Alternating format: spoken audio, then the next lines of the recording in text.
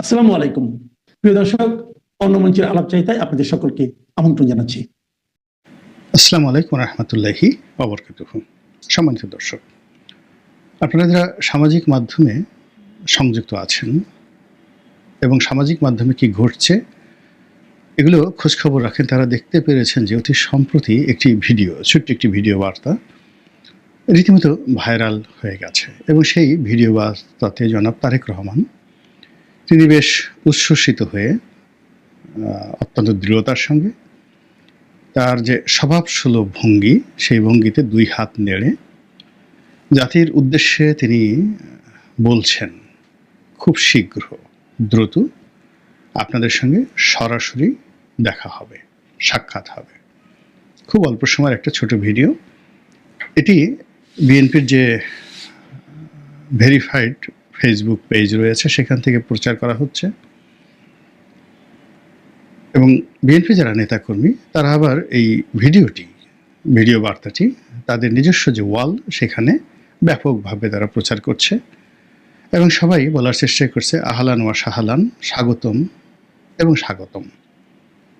ওহে আমাদের প্রিয় নেতা, আমাদের ত্রাণকর্তা, আমাদের যাকে বলা হয় দেশনায়ক, আমাদের কর্ণধার, আমাদের ভবিষ্যৎ প্রধানমন্ত্রী, আমাদের এ জাতির উদ্ধারকর্তা, আপনি আসুন, দেশ আপনার, এসে বসুন, ক্ষমতার সিংহাসনে বসুন, আপনি আসলে সব সমস্যার সমাধান হয়ে যাবে। এবং তার এই ভিডিও বার্তা নিয়ে বিএনপির সকল স্তরের যারা নেতাকর্মী তারা আবেগে থরথর করে কাঁপছেন, উচ্ছ্বাসে তারা হাসছেন, আনন্দে তারা উদ্বেলিত হচ্ছেন এবং তাদের মধ্যে যে এখন পুঞ্জীভূত বেদনা, ক্ষোভ, কষ্ট, আতঙ্ক, হতাশা যা কিছু রয়েছে, তারা নেতার আগমনের সুসংবাদে তারা রীতিমতো যাকে বলা হয় তাদের সকল দুঃখ, বেদনা, কষ্ট, অপূর্ণতা, অসম্পূর্ণতা সব কিছু ভুলে গিয়ে নেতার আগমনের অপেক্ষায় অধীর আগ্রহে তারা দিন যাপন করছেন।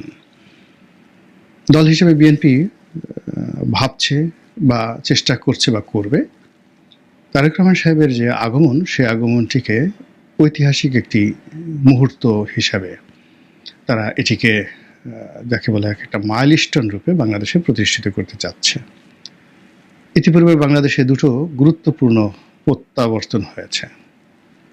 একটি হলো বঙ্গবন্ধু শেখ মুজিবুর রহমান, তিনি এসেছিলেন 1972 সনের 10ই জানুয়ারি পাকিস্তানের কারাগার থেকে মুক্ত হয়ে লন্ডনে গিয়েছিলেন এবং লন্ডন থেকে দিল্লি হয়ে ঢাকাতে এসেছিলেন এবং সেদিন ঢাকা রাস্তায় মানুষের ঢল নেমেছিল।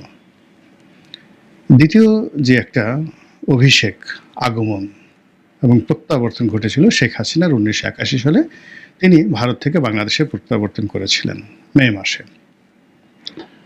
পুরো এয়ারপোর্ট থেকে শুরু করে বাংলাদেশে এত বড় জমায়েত,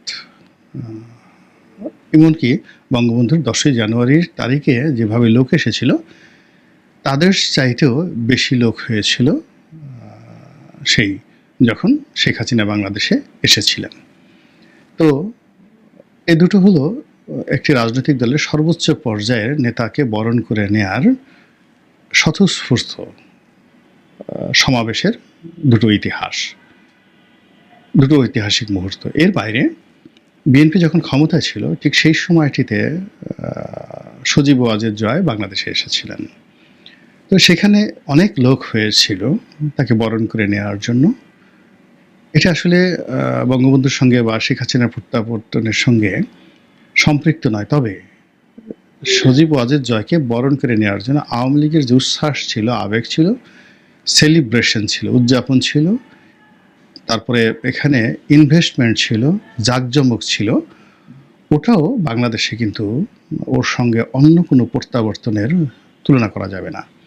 লোক হয়তো বঙ্গবন্ধুর ক্ষেত্রে বেশি হয়েছিল, লোক হয়তো শেখ হাসিনার ক্ষেত্রে বেশি হয়েছিল, কিন্তু যেটাকে বলা হয় একটা সাজানো, গোছানো, পরিকল্পিত এবং একটা সমাবেশ ঘটানোর জন্য বিপুল ব্যয়, আওয়ামী লীগের সকল স্তরের নেতাকর্মীরা তারা নিজেদের পকেটে হাত দিয়ে সাধ্য মতো সর্বোচ্চ ব্যয় করে ঢাকা বিমানবন্দর থেকে শুরু করে সুধা সদন পর্যন্ত যেভাবে লোকারণ্য করে ফেলেছিল, এটি বাংলাদেশে বিরল ঘটনা।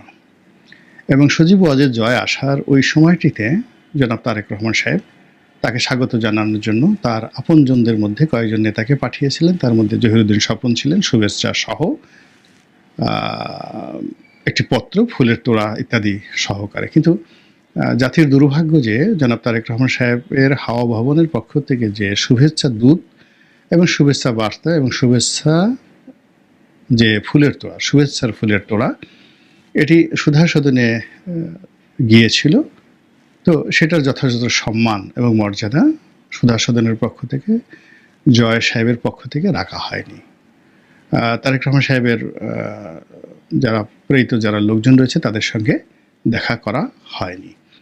তো এটা আমরা যারা সাধারণ জনগণ ছিলাম, আমাদের কাছে এই জিনিসগুলো ভালো লাগেনি। এনিওয়ে, তো এই যে এখন তারেক রহমান সাহেব যেটা যখন আসছেন এই সময়টিতে, বিএনপি যারা নেতাকর্মী তারা এই 3টি সমাবেশের কথা মাথায় রাখছেন: বঙ্গবন্ধু স্বদেশ প্রত্যাবর্তন, শেখ হাসিনার স্বদেশ প্রত্যাবর্তন এবং যাকে বলা হয়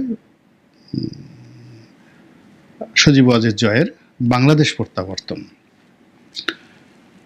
এই 3টির সমন্বয় ঘটিয়ে লোকে লোকারণ্য করা, তারপর এখানে উদযাপন করা, আনন্দ করা, ফুর্তি করা এবং পুরো সমাবেশ স্থলকে নিরাপদ করার জন্য বিএনপির মধ্যে নিঃসন্দেহে একটা মহাযজ্ঞ শুরু হয়ে গেছে। এর বাইরে তারেক রহমান সাহেব এসে কোথায় থাকবেন? কেউ বলছেন তিনি শ্বশুরবাড়িতে থাকবেন, কেউ বলার চেষ্টা করছেন তিনি একটা ভাড়া বাড়িতে উঠবেন। তার নিজস্ব বাড়ি নেই, তার মাও ভাড়া বাড়িতে থাকেন, বা মেজর যাকে বলে কামরুল সাহেবের যে বাড়িটি এখন যিনি ফিরোজাতে আছেন ওখানে তিনি থাকেন। এখন কামরুল সাহেব এটার ভাড়া নেন কি নেন না, কত ভাড়া ইত্যাদি ইত্যাদি, এগুলো আমরা কখনো প্রশ্ন করিনি, হয়তো করবো না। আবার তারেক রহমান সাহেব সম্পর্কেও সবাই বলার চেষ্টা করছেন যে তিনি কত মহান, তিনি জিয়াউর রহমান সাহেবের সুযোগ্য পুত্র। এই ঢাকা শহরে যতই বদনাম বলা হোক না কেন, তিনি তো নিজের একটা বাড়িতে, নিজের একটা অ্যাপার্টমেন্টে তিনি থাকতে পারছেন না, তাকে শ্বশুর বাড়িতে থাকতে হচ্ছে অথবা ভাড়া বাড়িতে থাকতে হচ্ছে। তো সেই দিক থেকে আবার জামাতের যারা লোকজন রয়েছেন তারা টিপ্পনী কাটছেন যে এগুলো রীতিমতো একটা ফাজলামো। এই কারণে এরশাদ সাহেব যে 2টো বাড়ি দিয়েছিলেন একটা থাকার জন্য, সেটা ক্যান্টনমেন্টের মধ্যে শেখ হাসিনা ভেঙে ফেলেছে। আরেকটি যেটা রয়েছে গুলশানে, আরেকটি বাড়ি যেটা ভাড়া দেওয়া হচ্ছে, সেটাও গুলশানে একটা বড় বাড়ি, যেটার ভাড়া থেকে তিনি তার সংসার চালাবেন বলে এরশাদ সাহেব তাকে সেটা দান করেছিলেন। তো সেই বাড়িটা তো এখনও আছে। তো সেই বাড়িতে তো তারেক রহমান সাহেব থাকতে পারেন। কোকো সাহেব মারা যাওয়ার পরে এখন তো সেই বাড়ির প্রধানতম উত্তরাধিকারী তিনি কেন ভাড়া বাড়িতে থাকবেন? তো এই জিনিসগুলো নিয়ে আলোচনা হচ্ছে। পক্ষের লোক যারা আছে তারা নানাভাবে তাকে বড় করার চেষ্টা করছে, আর বিপক্ষের যারা লোকজন আছে নানাভাবে তাকে ছোট করার চেষ্টা করছে। এর মধ্যে প্রশ্ন হলো তিনি কবে আসবেন, তিনি কি আসলে আসবেন, তার আশাটা কি ঠিক হবে, তার নিরাপত্তার অবস্থা কি, দেশের অবস্থা কি, ইত্যাদি নানা বিষয় নিয়ে পক্ষে বিপক্ষে আলাপ আলোচনা হচ্ছে। আপনারা যদি আমার মতামত জিজ্ঞাসা করেন তাহলে আমার কাছে মনে হবে জনাব তারেক রহমানের জন্য সবচেয়ে মোক্ষম সময়টি ছিল 2024 সালের আগস্ট মাসের 5 তারিখ থেকে 8 তারিখ সময় পর্যন্ত।